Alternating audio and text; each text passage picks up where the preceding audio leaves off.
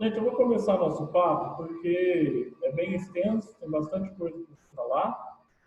E aí, vou compartilhar minha tela com vocês. E uma coisa que eu tenho feito com todas as salas, eu vou fazer aqui para vocês também, além daquela foto, que eu sempre mando uma foto no final, da onde a gente parou, eu estou salvando todas as anotações que eu vou fazendo aqui na tela e encaminhando para os alunos também. Então, vocês vão ter também todas as anotações de aula que eu fizer aqui no slide.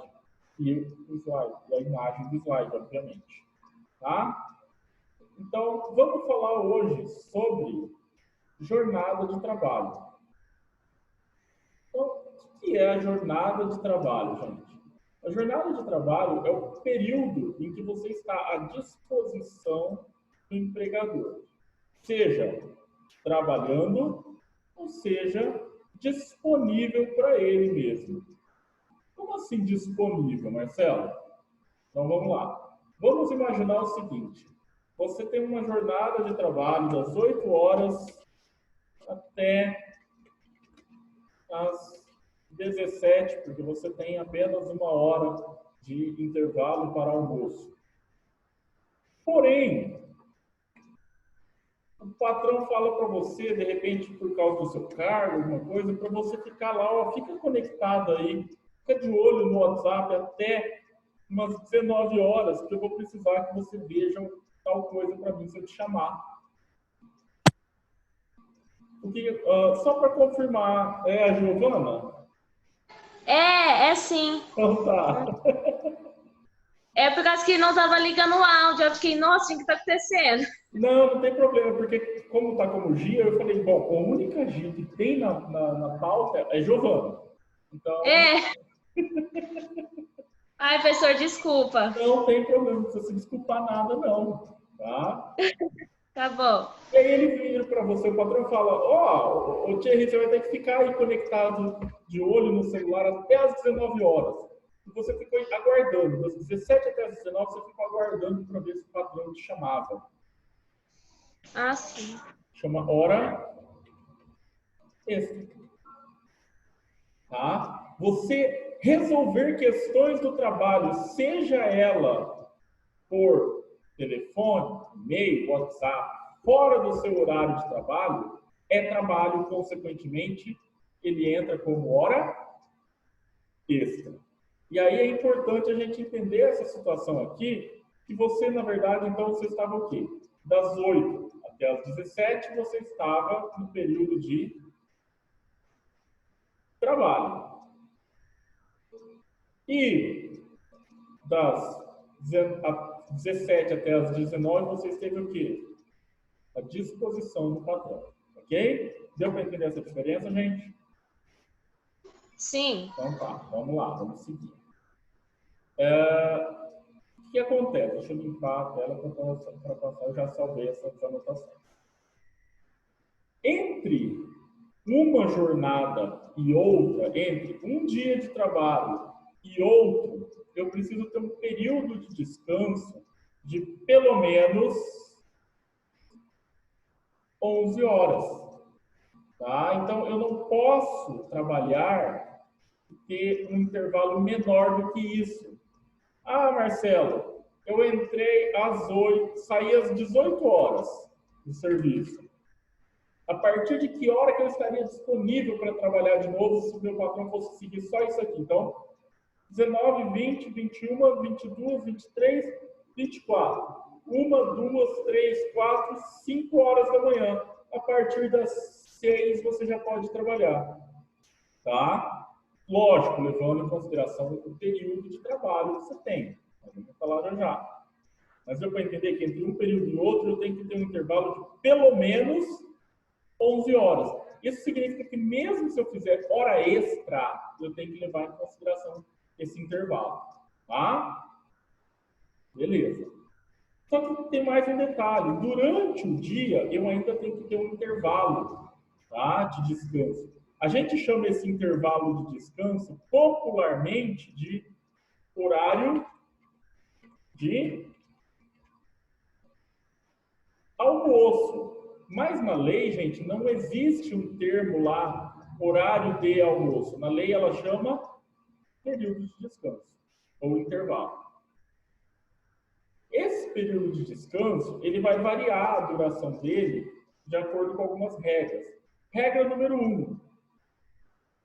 Se você trabalha 6, 7, 8, 9, 10 horas por dia, 12 horas por dia, que existem regras, nós vamos comentar isso, o seu intervalo tem que ser de pelo menos 1 hora e no máximo 2 horas.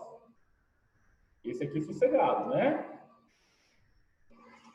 Se você trabalha entre 4 horas e 6 horas, seu intervalo vai ser só de 15 minutinhos. É basicamente o tempo de você fazer um miojo e comer ele, né?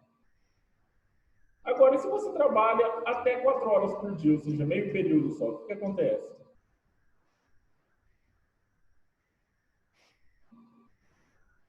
O que vocês acham?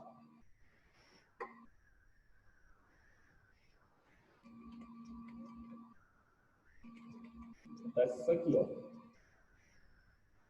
Não tem intervalo. Sua jornada é direta. Tá? Então, essas são as diferenças.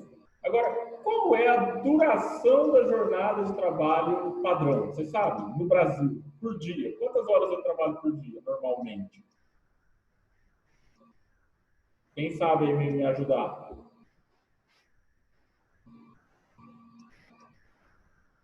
Vamos lá, gente, dá uma força aqui pro tio.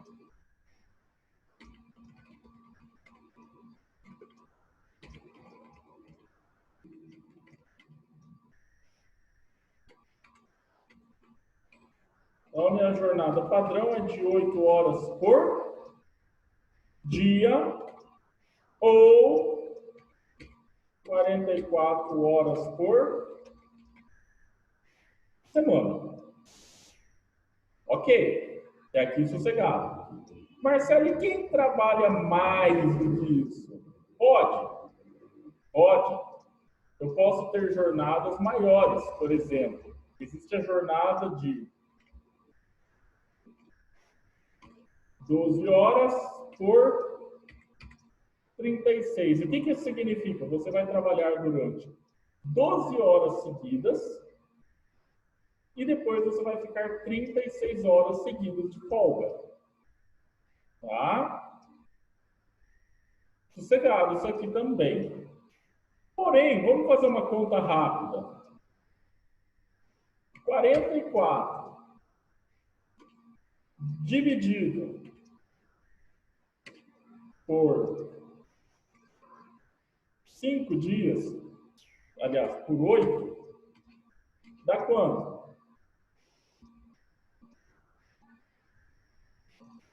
Dá 5 dias que sobram 4 horas que você ainda tem que trabalhar. Por isso que normalmente a jornada do sábado ela é de meio período. Que são 5 dias de 8 horas, mais 4 horas no sábado. Ok? Isso aqui, gente. Vou deduzir pelo silêncio de vocês que sim.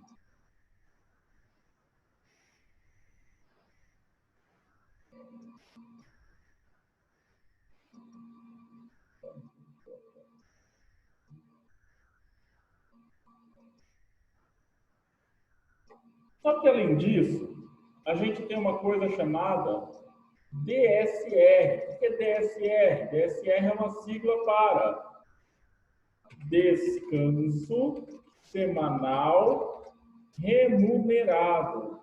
Significa o quê? Que você vai trabalhar parte da semana, em média, 5 ou 6 dias, dependendo do seu contrato de trabalho, mas você recebe por 7 dias. Então, descanso semanal remunerado significa o quê?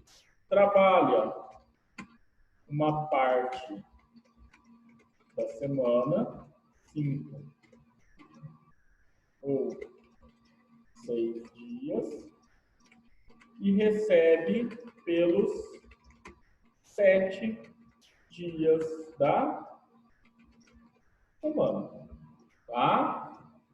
Porém, o DSR, ele é um prêmio, tá? Então, o DSR é um... E prêmio a gente dá para qualquer um? Não. Prêmio a pessoa precisa fazer alguma coisa para ela ganhar. Então, no caso do DSR, ela precisa fazer o quê? Para ganhar, tem que trabalhar todos os dias da sua semana. Então, se eu contratei a Giovana para trabalhar de segunda a sábado, ela tem que trabalhar quantos dias para poder receber o DSR? De segunda até sábado. E se ela faltar durante a semana? Se faltar, perde o dia da falta, se não for justificado, mais o descanso semanal remunerado. Ou seja, você vai perder, na verdade, 2 dias de trabalho e não um só no caso de uma falta não justificada. Só que vamos complicar um pouquinho mais. As horas extras que você fizer durante o mês vão afetar o seu DSR. Então, vamos fazer uma conta muito simples, simplificada, só para facilitar, já que aqui a gente não tem todos os conceitos, não dá para fazer na lousa, tudo com calma. Vamos imaginar uma pessoa que tem um salário de R$ 1.200 por mês. Significa que essa pessoa recebe aí o seguinte: 1.200 dividido por 30, que é o mês padrão, ela recebe, então, quanto por dia? R$ 40 por dia.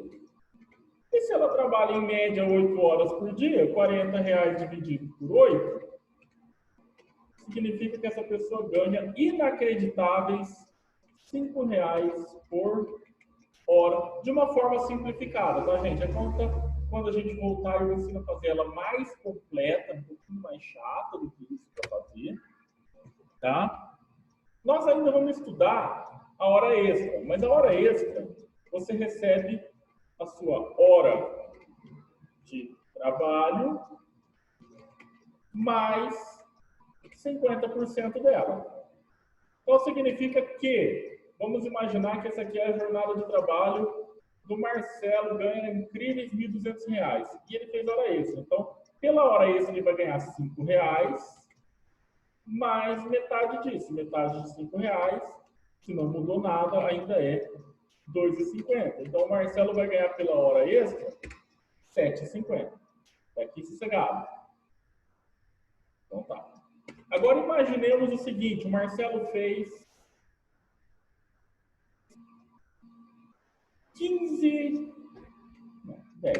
10 horas extras no mês.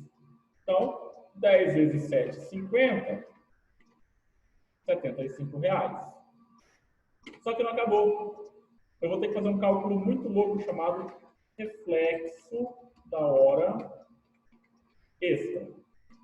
Então é o seguinte: vamos imaginar que eu trabalhei durante 25 dias no mês, então eu tive 5 descansos semanais remunerados. Então, e 25 trabalhados. O que eu vou fazer? Eu vou pegar lá as 10 horas extras que eu fiz e vou dividir pelo número de horas, número de dias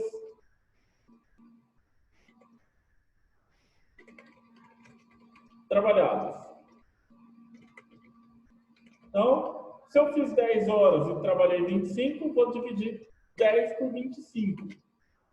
Vamos ver quanto dá isso.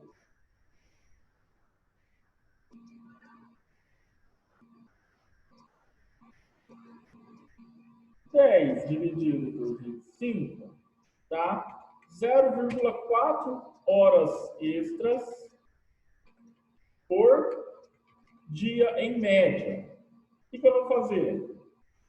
Eu vou pegar aqui que eu tive 5 dias de folga e vou fazer vezes 0,4. Isso aqui dá 2. Ou seja, meu patrão, ao invés de me pagar 10 horas extras esse mês, ele vai me pagar 12 horas extras. Então, ele vai pagar 75 das horas que eu fiz,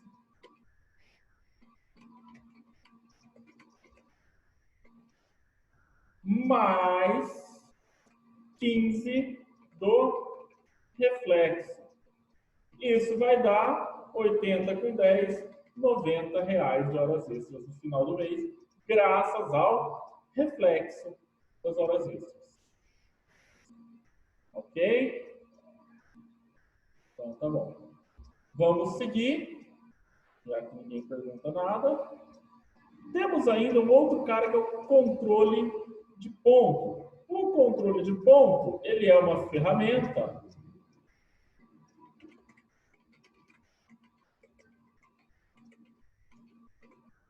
serve para controlar os horários de entrada e de saída dos funcionários. Será que o controle de ponto é obrigatório?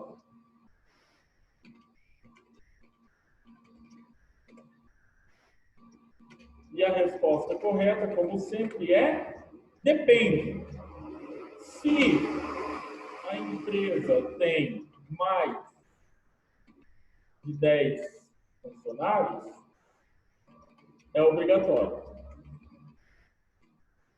Se ela tem de 0 até 10 funcionários, não é obrigatório. Existe um projeto de lei para tornar opcional o controle de ponto para todas as empresas. Eu, particularmente, gente, não considero isso algo muito bom. Porque como que o trabalhador vai ter o controle das horas que ele fez a mais, se é que ele fez, se não existe um controle de ponto? Como que o patrão vai verificar se esse funcionário está entrando no horário certo, saindo no horário certo, se não tem controle de ponto? Tá? A ideia, gente, de alguns, não vamos generalizar, por favor, mas dos empresários que são contra o controle de ponto, é o quê? Sem ele, fica mais fácil de eu não pagar hora extra para os meus funcionários. E isso, como sempre, é uma coisa perigosa de se fazer, já que quem sai prejudicado é exatamente o funcionário. Outro detalhe muito importante que a gente tem que abordar aqui, gente, quanto ao controle de ponto, são os tipos de controle de ponto que nós temos. Nós temos aquele controle de ponto mais antigo que tinha, que era um relógio grande de metal. A pessoa pegava um cartãozinho, colocava lá, puxava uma alavanca e ele carimbava nesse cartão a data e a hora em que a pessoa registrou ali a sua entrada, a sua saída ou o seu almoço, porque o intervalo também precisa ser registrado. Temos um outro tipo de controle de ponto que é manual total, ele é no caderno, no papel. Você vai lá e assina o horário que você entrou, o horário que você saiu, e também é muito fácil de fraudar, porque se ninguém estiver verificando, eu vou lá e coloco a hora que eu quiser. Temos depois algumas evoluções, como o controle de ponto feito a partir de cartões magnéticos, que é um pouquinho mais fácil de se controlar, e também controle de ponto por meio de digital. Uma coisa que é importante falar é que quando o controle de ponto ele é implantado, o funcionário ele tem direito ao espelho do ponto. Bom, o que é o espelho do ponto, gente? É o registro dos horários que estão agendados, estão registrados, estão cadastrados para ele ali. Então, por exemplo, A Giovana entrou para trabalhar às 8 horas, ela passou o cartão ali de ponto, cartão eletrônico de ponto. Obrigatoriamente eu preciso imprimir para ela o horário que ela deu entrada. Ah, ela saiu. Eu preciso registrar, eu preciso imprimir essa saída. Por quê, gente? Porque é a forma dela ter controle de se o patrão não está fraudando isso. Porém, para quem já trabalhou em algum lugar que tem um controle de ponto, principalmente desses eletrônicos, deve ter reparado que embaixo do controle do relógio de ponto sempre tem uma lixeira. E o pessoal faz o que com esse espelho? Assim que pega, amassa e joga fora. Parabéns! Você não tem como se proteger, como se defender se o seu patrão estiver te passando para trás. Por escolha própria sua que jogou fora. Tá? Complicado. Fazer o quê? O brasileiro normalmente abre mão dos seus direitos sem nem perceber que ele está fazendo isso. Tá? Vamos seguir, vamos limpar e falar do quadro de horário. O quadro de horário, ele indica o quê? Imaginemos a seguinte situação, que a minha empresa ela tem turnos de trabalho diferentes. Eu tenho um grupo, equipe 1. Ela entra para trabalhar às 8 da manhã. Então, entrada 8 horas. O intervalo, eles saem para o intervalo às 12 horas. Intervalo de 60 minutos. Então, às 12 horas. Então, eu volto às 13 horas. E a saída dessa pessoa no final do expediente se dá às 17 horas. Só que a minha empresa fecha às 6, então eu tenho que ter uma equipe 2 que entra mais tarde. Então ela entra às 9 horas. E ela sai para o seu intervalo de 60 minutos.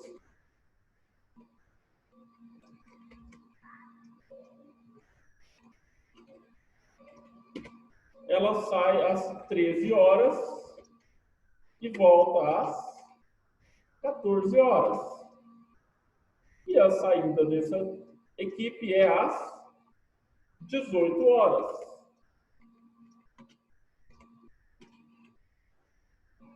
O que isso aqui quer dizer, gente?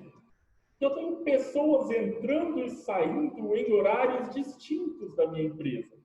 Eu obrigatoriamente preciso ter um quadro afixado em algum lugar de fácil acesso a todos, informando os horários de entrada e saída. E mais, eu preciso ter aqui embaixo ainda as informações de quem são os membros da equipe 1 e quem são os membros da equipe 2. Para quê, gente? Para que todos possam ter acesso a essas informações, independente de estou no meu horário de trabalho, eu sei o horário dos outros. Ou preciso de informações, tá aqui. Isso é obrigatório por lei. Infelizmente, muitas empresas não cumprem.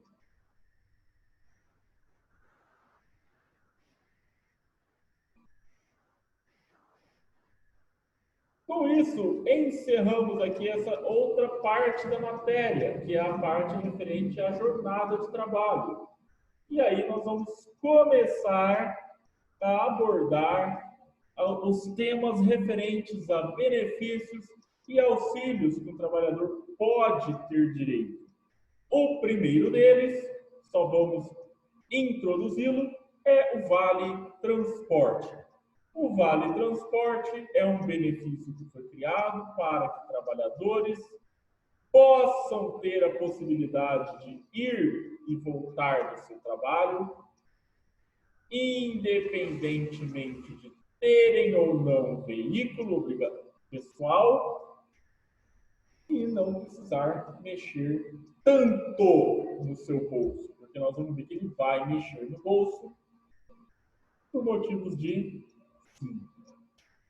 O Vale Transporte foi criado em 1985 e ele tem natureza obrigatória.